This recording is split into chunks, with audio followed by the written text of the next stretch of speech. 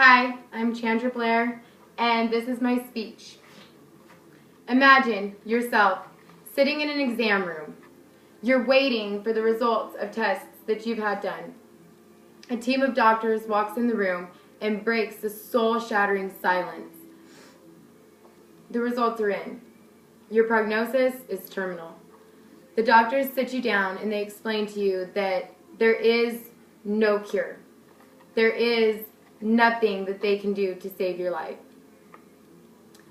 The illness alone is going to bring you on constant pain. It's going to slowly waste away at your body, deteriorating every part of you. Pain medication is administered to help with the pain of your illness, but these medications only bring on further complications of their own. You come to a point where you can't eat due to extreme nausea. You're so weak you don't want to move.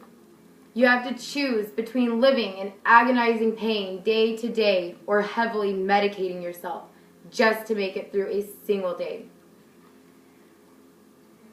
Death is inevitable. There's no way around it.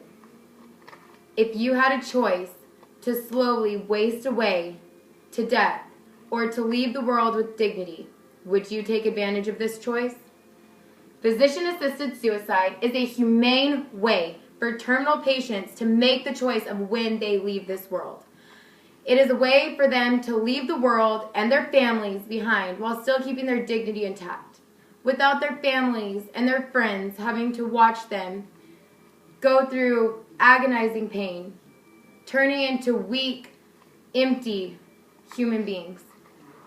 It's a way for them to die with dignity, without facing shame, without suffering, without pain, without slowly wasting away to nothing, leaving their families and their friends with the good memories, the memories of the fun times they had, the memories of their grandpa throwing them over their shoulder, taking them fishing, not watching him waste away to nothing, watching him laying in a bed, shaking at the pain of every single breath, without bringing patients further financial burdens of pain management or unnecessary medical bills that are just going to prolong their pain and their suffering.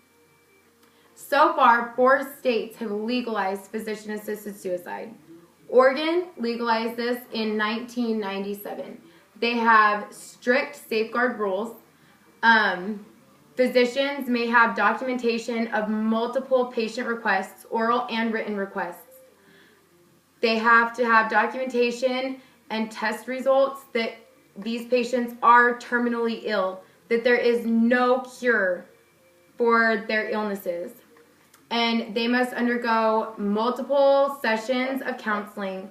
They must undergo several counselors to ensure that they are in sound mind to make these decisions for themselves. Washington legalized in 2008, and they follow many of the same rules Oregon does. Vermont legalized in 2012, and Montana is not completely legal, but they do not prohibit physician-assisted suicide, as the physician can use patient requests and documentation as legal defense if they are charged with counts of assisting a patient in ending their lives. Following the legalization of those states, New Mexico in 2014 legalized it in Bernalillo County only, which is actually under appeal right now, but they are trying to legalize it in the entire state. And the judges do affirm that patients do have the right to die with dignity rather than with pain and suffering. New York and California have both put in files to the Supreme Court to have it legalized in their states as well.